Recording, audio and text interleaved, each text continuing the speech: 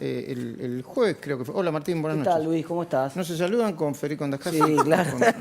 ¿Cómo te va, querido Martín? un Bien, poco frío, querido un Fede, poco frío. bien. Hola, María. ¿Cómo Bien. andás? Vos decías dos cosas, Martín, ¿no? El otro día dijiste dos cosas y quedaron ahí fuerte.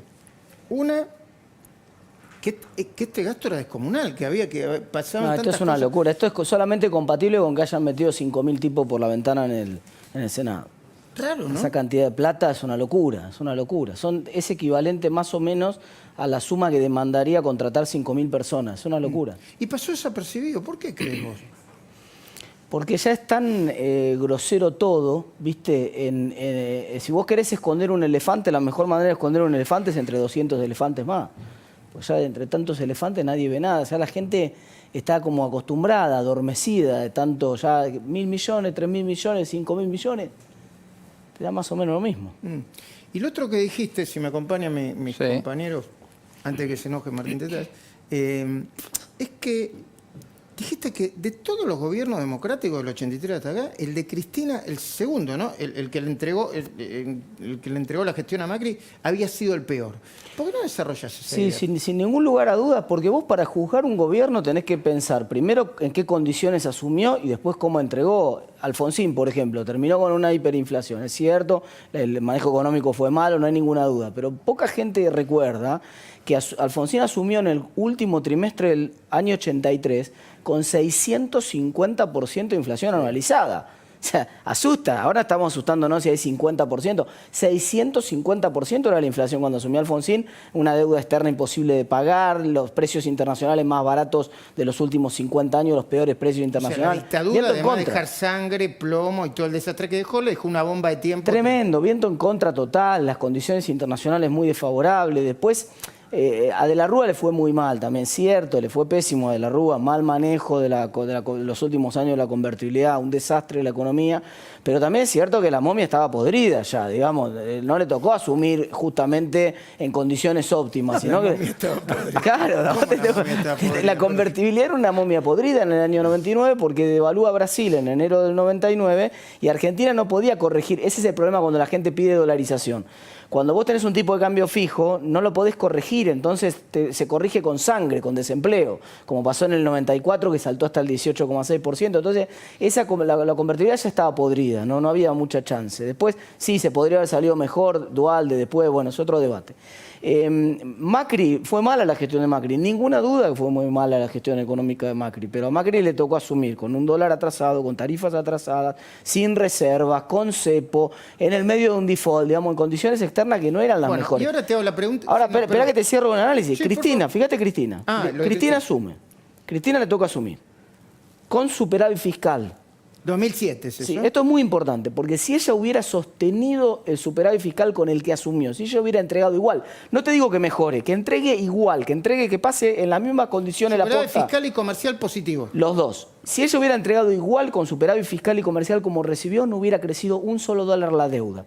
Todas las preocupaciones que ha dicho, che, mirá cómo creció la deuda, mirá lo que pasó con la devaluación, mirá el tarifazo. No hubiera existido el tarifazo si Cristina no hubiera hecho demagogia con las tarifas. No hubiera existido el atraso, la devaluación si Cristina no hubiera atrasado el dólar. Mala praxis. Cristina entregó con un dólar similar al del 1 a 1, en términos reales, cuánto costaba un dólar de verdad, digamos, similar al del 1 a 1 sin reserva, completamente insostenible. Era un modelo agotado completamente que ya no se podía sostener. Fracasó, fue un fracaso. Ok. Y este año de gobierno es el... Porque vos decís, bueno, pero mirá, desocupación, la pandemia. 4 millones de desocupados, la pandemia. Vos calculaste en un momento cuántas pymes se habían cerrado, ¿no? En punta a punta vamos a verlo cómo termina esta película. Vamos a verlo cómo termina esta película, pero probablemente termine con cerca de 50.000 empresas cerradas. Bueno, pero te van a decir, y es la pandemia, Martín Tetaz. No, pero es que la pandemia... Mira, hay dos argumentos que terminan con esa mentira rápidamente. El primero de los argumentos es que pandemia hubo en todos lados. Y no en todos lados murió la misma cantidad de gente que acá. Estamos en el top 10 de los países donde más gente murió. Ni en todos lados cayó tanto la economía como acá. Estamos en el top 10 de los países donde más... O sea, a todo el mundo le tocó bailar con la misma, pero a algunos, con esa misma, que era muy, muy mala, pudieron hacer cosas mejores. Nosotros, la gestión de la pandemia nuestra fue claramente un desastre. Pero en segundo lugar, porque en los primeros meses fue donde se produjo el deterioro económico más grande. En marzo, en abril, en mayo, y no había casos prácticamente. Y después, en los meses que siguió, el gobierno, al contrario, relajaron la cuarentena y ahí la economía empezó a recuperarse, a pesar de que la pandemia recrudecía. O sea, que el argumento quedó claro que no era la pandemia. Si hubiera sido la pandemia, la economía se hubiera hundido más cuando los casos crecían. Y fue al revés. Ahora, la economía se recuperó cuando los casos crecían. Sí, perdón que me entusiasmo, ¿no? Sí, Porque sí, hablamos sí. tanto, pero ahora no hay comportamiento de pandemia, ¿no? Se supone que está abierta la economía y Sí. tampoco está creciendo la economía. Primero, no está del todo abierta la No economía. está del todo abierta. No está del todo abierta, hay un montón de actividades. Tomate un subte, por ejemplo, y fíjate si un subte está con el mismo nivel de movimiento que tenía antes.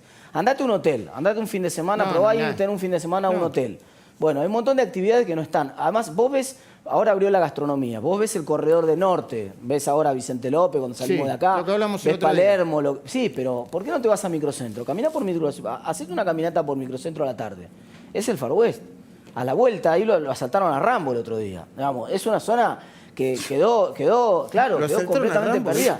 No, en serio, realmente es el Far West. La mitad de los locales están cerrados, no volvieron. Es mentira que volvió la actividad. El que diga que volvió la actividad no sale a la calle. Y además no tiene que salir a laburar todos los días. Preguntale a un laburante que tiene que salir a hacerse el mango, no al que cobra seguro. El que tiene que salir a hacerse el mango. Preguntale si volvió la actividad. Por supuesto que no. María Julia.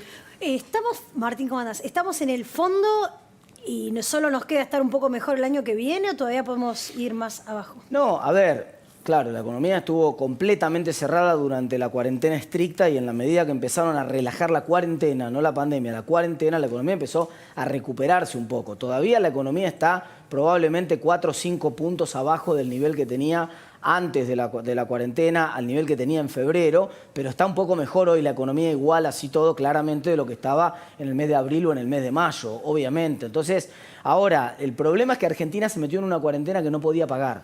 Y entonces ahora que todos los países están viendo, bueno, ya bajó el agua, a ver qué hay que reconstruir, nosotros recién ahora empiezan los problemas. Porque ahora nosotros tenemos que ver a dónde metemos los 2 billones de pesos que emitió el Banco Nación. 2 billones, dije, con B larga, con 12 ceros. Los 2 billones de pesos, la base monetaria entera, que emitió el Banco Central para financiar el déficit fiscal, ¿Por qué dónde lo está metemos? ¿Qué rebalsando querés por decir todos con lados. eso? Háblame en español. ¿Qué lo Claro, gastó?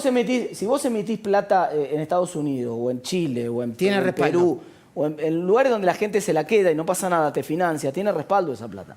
Pero si vos le emitís plata que la gente no Vas quiere al dólar. tener, te vas al dólar o te vas ahora, por ejemplo, revienta la venta de motos usada porque el tipo ¿Ah, tiene sí? un mango, o recupera la demanda de autos. La demanda de autos es notable porque hay más demanda de autos en el segundo semestre que en el primero, al revés de lo que siempre pasa en la ¿Por historia. qué? ¿viste? Porque lo están vendiendo con el dólar oficial. Porque todavía es una manera de comprar dólares sustitutos, digamos, una manera muy imperfecta, por supuesto, porque además el auto como inversión es pésima inversión. Porque ¿Ah, tiene- sí? Y claro, porque un auto tiene un montón de gastos de mantenimiento, hay gente que cree que invierte en el auto. Pero bueno, mucha gente dice, bueno, lo compro usado, estoy dolarizado de alguna manera porque el valor del auto más o menos mantiene el valor del dólar Ok. y de esa manera después lo vendo dentro de unos meses y me mantuve mi capacidad de compra. Tu compañerito de banco, Federico Andajasi, Sí. quiere hacerte una pregunta. Sí, Martín. A ver, ahora se saben algunas cosas del virus que antes no se sabían y me parece que eso también puede anticipar un poco los movimientos de la economía. Por ejemplo, ahora se sabe que el virus es estacional, que efectivamente en invierno es mucho mayor el contagio, ahora en Europa hay una segunda ola.